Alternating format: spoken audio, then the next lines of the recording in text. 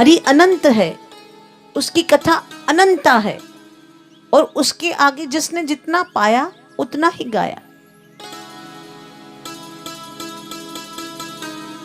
चीनी कितनी मीठी है आज तक कोई बता ही नहीं पाया। इतनी इतनी इतनी।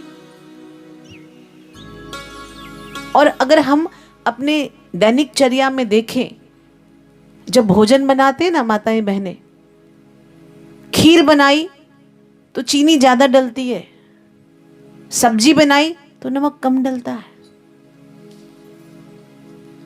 जितनी मात्रा में हमने चीनी डाली उतनी मात्रा में नमक डालेंगे ना तो क्या होगा बताइए? खाने लायक ही नहीं रहेगा, जहरीला भोजन हो जाएगा। ऐसे ही अपनी दैनिक चर्या में भी हमको इन छोटी छोटी बातों से सीखना चाहिए। कहां उसने धरती में मिठास डाली है। धरती वही है। आपने पहले गन्ने की खेती कर ली, गन्ने की खेती हटाई, उसकी जगह पे आपने हरी मिर्च लगा दी, वो निकलेगी, उसमें तीखापन होगा। वहीं आपने हरी मिर्च का पौधा निकाल के टमाटर का पौधा लगा दिया, वो खट्टा होगा।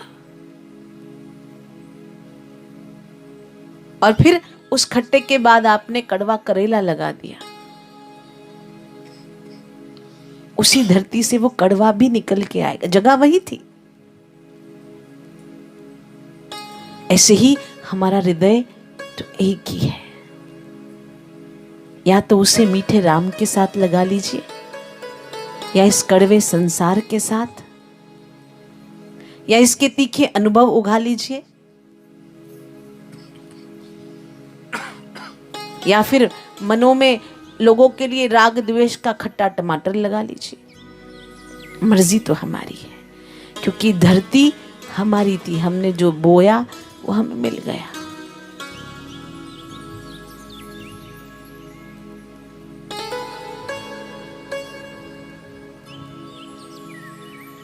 हम अपने आप से क्या चाहते? उससे मिलना चाहते या उससे दूर जाना चाहते? भक्ति का मार्ग, गुरु का मार्ग प्रारंभ में तो अंधेरे वाला है, जहां बहुत सारे कांटे हैं, बहुत सारे कांटे। और संसार का मार्ग प्रारंभ में से ही इतनी चकाचौंध है, सुंदर सुंदर फूल दिखेंगे, लेकिन केवल क्षण भर के लिए, केवल थोड़ी देर के लिए। थोड़े आप कदम चले, उसके बाद बड़ा कंटीला मार्ग है संसार का। गुरु के द्वारा बनाया हुआ ये रास्ता प्रारंभ में तो अंधेरा लगता है कि अरे कैसे होगा, हम कर नहीं पाएंगे, कमर सीधी करके बैठना पड़ता है, आंखें बंद करनी पड़ती है, माला घुमानी पड़ती है। अभ्यास नहीं है ना हमको।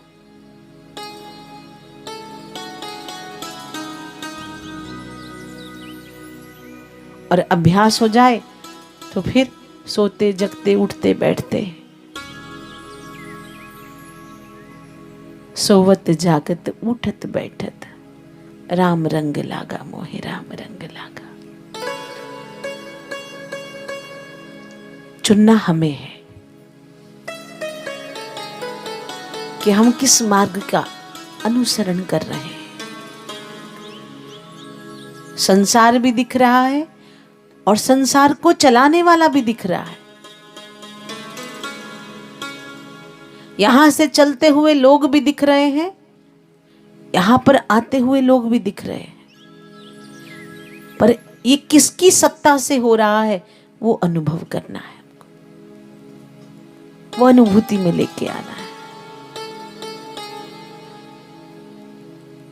और वो अनुभव में आ गया, फिर तो